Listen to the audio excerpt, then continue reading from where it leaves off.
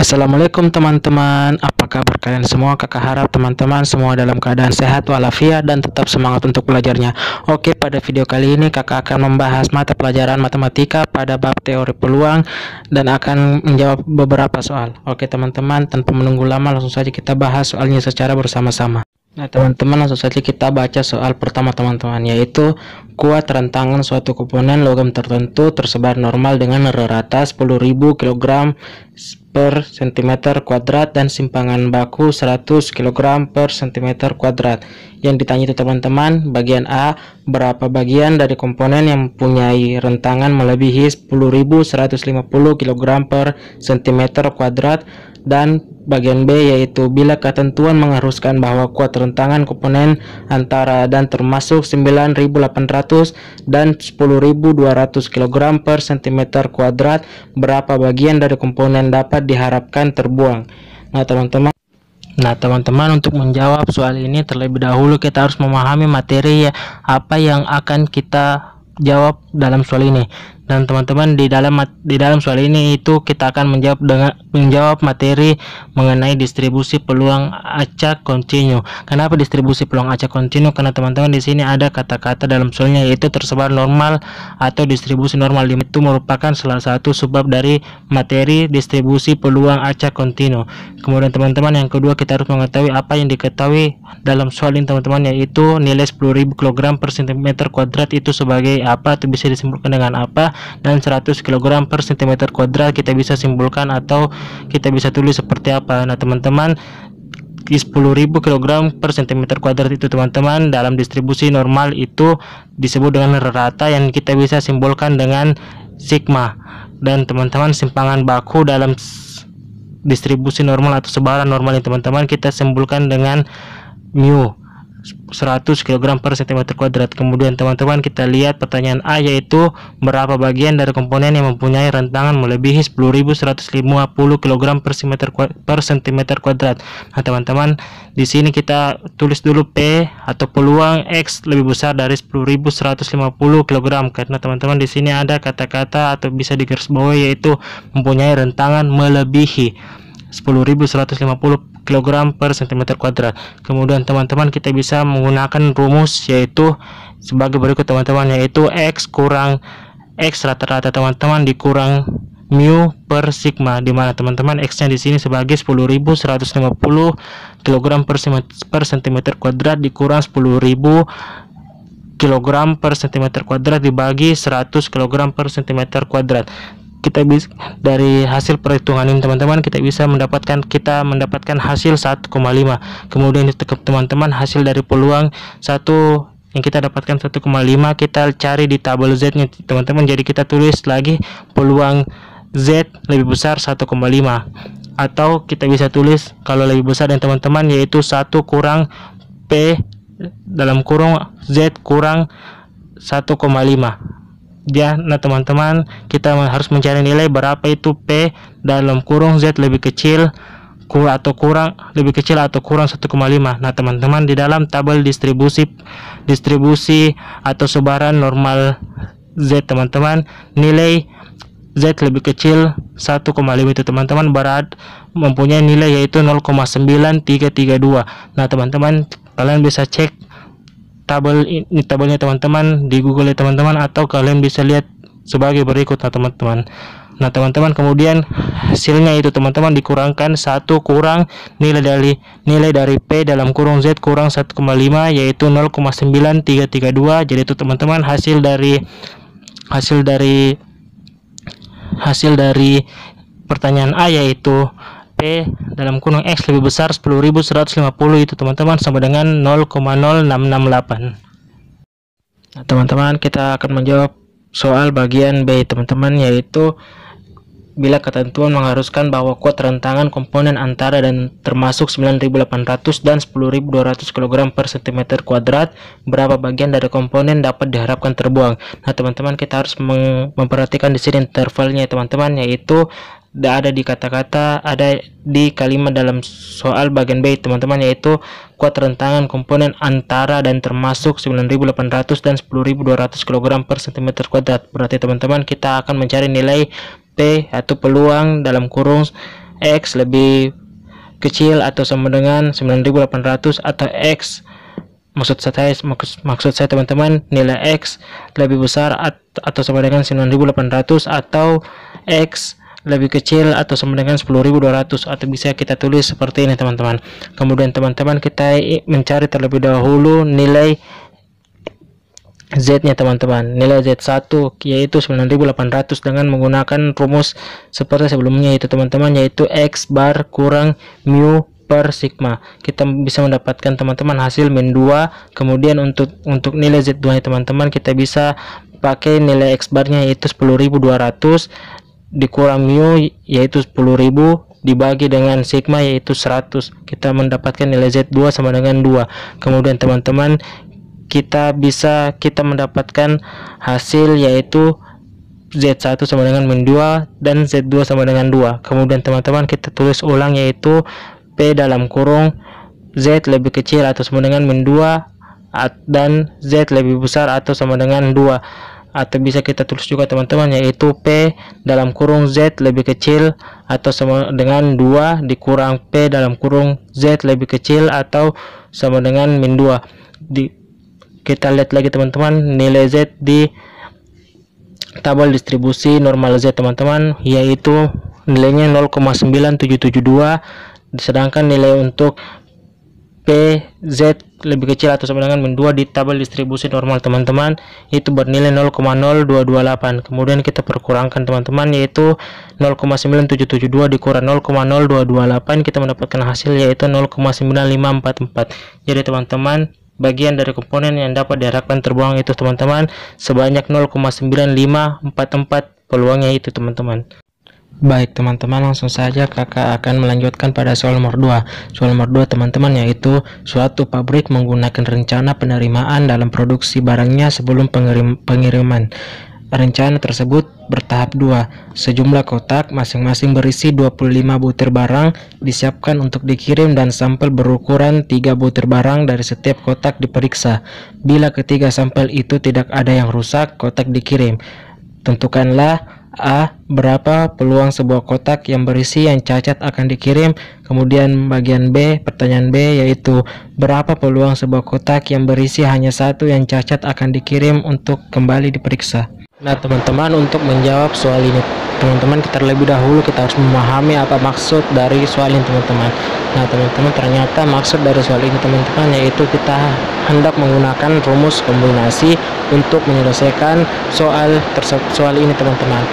Rumus kombinasi teman-teman seperti yang kalian berikut ini teman-teman, yaitu kombinasi N terhadap R, di mana teman-teman Cn terhadap R itu sebagai jumlah kombinasi dan N itu sebagai jumlah total objek dalam kumpulan dan R sebagai jumlah objek yang dipilih dari kumpulan dengan rumus kombinasi teman-teman, yaitu N faktorial dibagi R faktorial dikalikan dengan N kurang R faktorial. Nah teman-teman, kita langsung saja jawab bagian A, yaitu berapa peluang sebuah kotak yang berisi yang cacat yang akan dikirim. Nah teman-teman, ini adalah jawaban untuk pertanyaan bagian A teman-teman, yaitu berapa peluang sebuah kotak yang berisi yang cacat akan dikirim dengan teman-teman dengan menggunakan rumus kombinasi seperti yang kalian lihat ini teman-teman, yaitu rumus kombinasi 3 dari 1 dikalikan dengan rumus kombinasi 3 dari 2 dikalikan dengan rumus kombinasi 3 dari 3 kemudian dibagi dengan rumus kombinasi 25 terhadap 3. Nah teman-teman, kenapa di sini digunakan rumus ini teman-teman, 3 kombinasi 3 dari 1? Karena teman-teman sesuai dengan pertanyaannya yaitu berapa peluang sebuah kotak yang berisi yang cacat akan dikirim. Nah teman-teman, kan di sini ditanyakan sebuah kotak berarti satu teman-teman, ya berarti terhadap satu, dan ditanyakan teman-teman yang cacat yang akan dikirim. Nah teman-teman, di soalnya teman-teman ada itu kata-kata disiapkan untuk dikirim dan sampel berukuran 3 butir barang. Jadi teman-teman, yaitu kombinasi 3 terhadap 1. Begitu pula kombinasi dibalikan dengan kombinasi 3 terhadap 2, kemudian kombinasi 3 terhadap 3 teman-teman. Dan teman-teman, kenapa kombinasi 25 dibagi kombinasi 25 terhadap 3? Karena teman-teman di soalnya tersebut juga teman-teman ada kalimat, yaitu sejumlah kotak masing-masing berisi 25 butir barang. Itu juga teman-teman harus dihitung juga ya teman-teman. Kemudian teman-teman dengan menggunakan rumus kombinasi, yaitu teman-teman kita gunakan N1 sebagai 3, kemudian R1 sebagai 1. Kita masukkan saja rumus kombinasinya teman-teman, yaitu 3 faktorial dibagi dengan 1 faktorial dalam kurung 3 kurang 1 faktorial. Untuk kombinasi 3 terhadap 2 teman-teman, yaitu N2 nya sama dengan 3, kemudian R2 nya sama dengan 2. Untuk kombinasi 3 terhadap 3, yaitu teman-teman N3 sama dengan 3, kemudian R2 sama dengan 3. Sama saja caranya teman-teman untuk kombinasi 25 terhadap 3 teman-teman, sehingga teman-teman dengan memasukkan angka-angka terhadap rumus kombinasi teman-teman, maka kita akan mendapatkan jawaban, yaitu pada pertanyaan bagian A, yaitu 3 kali 10 pangkat 3 atau 0, kita bulatkan menjadi 0,003 teman-teman. Nah teman-teman, kita lanjut untuk menjawab soal bagian 2B teman-teman, yaitu pertanyaannya, berapa peluang sebuah kotak yang berisi hanya 1 yang cacat akan dikirim kembali untuk diperiksa. Nah teman-teman, hampir sama seperti soal penyelesaian pada 2A. Pada 2B teman-teman, kita masih menggunakan metode kombinatorial teman-teman, yaitu kita gunakan rumus kombinatorial 3 terhadap 1 dibagi dengan kombinatorial 25 terhadap 3. Nah teman-teman, dari hasil dari menggunakan rumus ini, kita akan masukkan dalam rumus kombinatorial, yaitu N faktorial dibagi R faktorial dalam kurung N kurang R faktorial. Nah teman-teman, C 3 kombinatorial 3 terhadap 1 teman-teman, dimana 3 itu sebagai N, R sebagai 1 dimasukkan ke dalam rumus ini teman-teman. Begitu pula C kombinatorial 25 terhadap 3, dengan 25 itu sama dengan N dan 3 sebagai R. Nah teman-teman, jika kita masukkan saja nilai-nilainya di dalam rumus kombinatorial teman-teman, maka akan didapatkan hasil, yaitu 10 pangkat min 3 atau 0,001. Nah teman-teman, selanjutnya kakak akan membahas soal berikutnya teman-teman. Untuk soal yang terakhir ini, kakak akan menjelaskan secara langsung ya teman-teman. Soalnya itu, buktikanlah bahwa fungsi gamma 1/2 ini teman-teman sama dengan akar pi. Nah teman-teman, untuk menjawab soal ini, kakak terlebih dahulu ingin memberitahukan bahwa fungsi gamma memiliki formula atau rumus umum, yaitu fungsi n sama dengan integral dari 0 sampai t hingga t pangkat n kurang 1 epsilon atau e pangkat min negatif t dt. Nah teman-teman, kan ingin dibuktikan bahwa fungsi 1/2 ini sama dengan akar pi, maka teman-teman, ini n nya kita ganti dengan 1/2, yaitu fungsi 1/2 sama dengan integral 0 sampai t hingga t, baru kita kasih masuk nilai n nya, yaitu 1/2 ke n kurang 1, biar berarti 1/2 kurang 1 yaitu min 1/2 e pangkat min t dt. Nah teman-teman, untuk menyelesaikan atau memudahkan menjawab integral ini teman-teman, kita misalkan dulu bahwa t sama dengan x kuadrat atau x pangkat 2, kemudian didiferensialkan, yaitu dt turunan dari t, yaitu dt sama dengan turunan dari x kuadrat sama dengan 2x dx.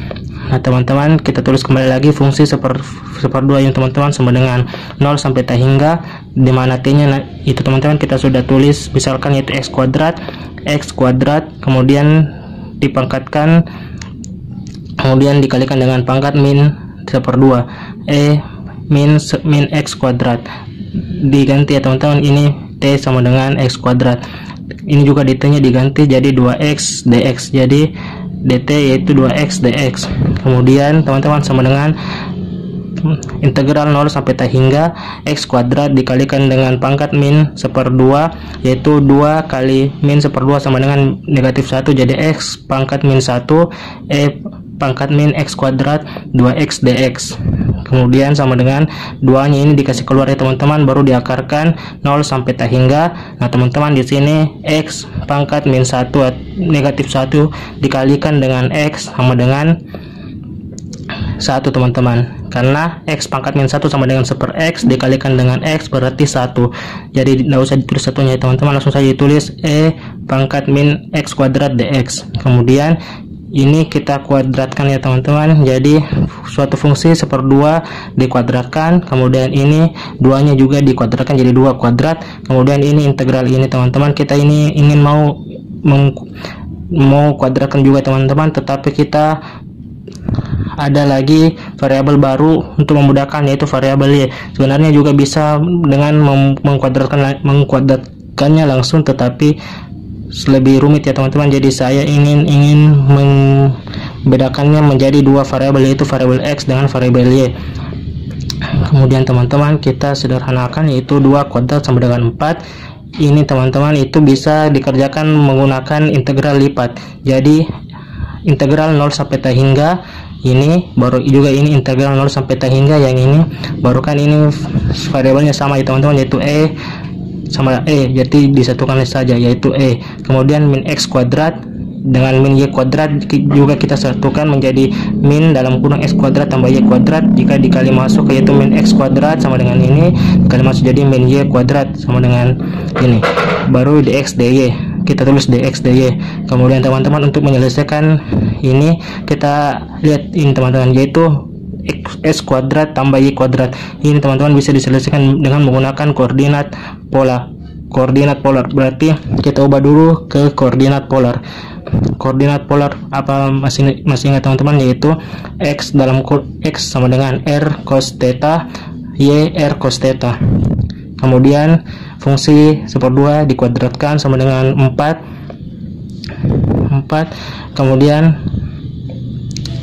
kita ingin substitusi nilai X sama dengan R cos theta dan juga Y sama dengan R sin theta ke dalam ini, maka hasilnya itu teman-teman yaitu integral 0 sampai pi per 2 dikalikan integral per 2 teman-teman, 0 pi sampai pi per 2 integral 0 sampai T hingga E pangkat min R kuadrat R dr dt. Kenapa begini teman-teman? Karena jika R kuadrat cos kuadrat theta ditambah R kuadrat sin kuadrat theta, maka hasilnya begini ya teman-teman. Kemudian ini juga dx dy nya kita ubah ke koordinat polar, berarti menjadi kita tambahkan sini variabel R dr dt. Nah teman-teman, kenapa di sini batasnya berubah dari 0 sampai T hingga menjadi 0 sama dengan pi per 2? Karena teman-teman jika kita ingin menggambarnya ini, maka gambarnya ada seperti begini teman-teman, yaitu 0 sampai T hingga itu bisa yang ini 0 sampai T hingga itu bisa ke kanan, dan juga ini 0 sampai T hingga bisa ke atas. Berarti teman-teman daerah yang bisa diakhiri teman-teman yang ini ya, sampai seterusnya. Berarti kan dari 0 sampai sini yaitu pi per 2, dan untuk daerah diakhiri teman-teman itu terhingga, jadi 0 batasnya 0 sampai T hingga. Kemudian ini min X kuadrat tambah Y kuadrat. Kenapa bisa menjadi min R kuadrat? Karena sudah diubah ya teman-teman, yaitu X kuadrat, X dan Y nya sudah diubah. Kemudian kita ingin mencari integral yang ini teman-teman, yaitu 0 sampai T hingga E pangkat min R kuadrat R dr d theta. Dengan menggunakan integral parsial, maka teman-teman kita bisa menyelesaikan soal integralnya, yaitu integral E pangkat min R kuadrat R dt dengan memisalkan min R kuadrat sama dengan U, kemudian diferensialkan yaitu min 2R dr sama dengan du. Maka teman-teman bisa kita mendapatkan hasil integral yaitu 1/2. Ya, maka teman-teman kita kembali lagi ke sini, kita tulis ulang, yaitu fungsi 1/2 dikuadratkan sama dengan 2. Kenapa sama dengan 2? Karena ini 4 dikalikan dengan 1/2 sama dengan 2, kemudian integral 0 sampai T hingga d theta. Nah teman-teman, integral 0 sampai T hingga d theta ini yaitu sama dengan pi per 2 kurang 0. Jadi 2 kali pi per 2 sama dengan pi. Jadi suatu fungsi 1/2 dikuadratkan yang ini teman-teman sama dengan pi. Kemudian fungsi gamma 1/2 ini teman-teman kita pindahkan pangkatnya ke ruas kanan berarti akar X. Jadi teman-teman sudah terbukti ya teman-teman, yaitu suatu fungsi gamma /2 sama dengan akar X, terbukti. Baik teman-teman, mungkin itu saja kakak bisa menjelaskan mengenai contoh soal beserta penyelesaiannya mengenai teori peluang, terutama pada distribusi peluang acak diskrit dan kontinu. Nah teman-teman, untuk lebih dan kurangnya mohon dimaafkan, dan teman-teman jangan lupa untuk menekan tombol like, komen, dan subscribe, dan share ke teman-teman kalian juga, agar teman-teman kalian juga bisa mendapatkan informasi yang sama seperti kalian dapatkan dan bermanfaat seperti ini. Oke teman-teman, thank you for your attention and see you for the next my video.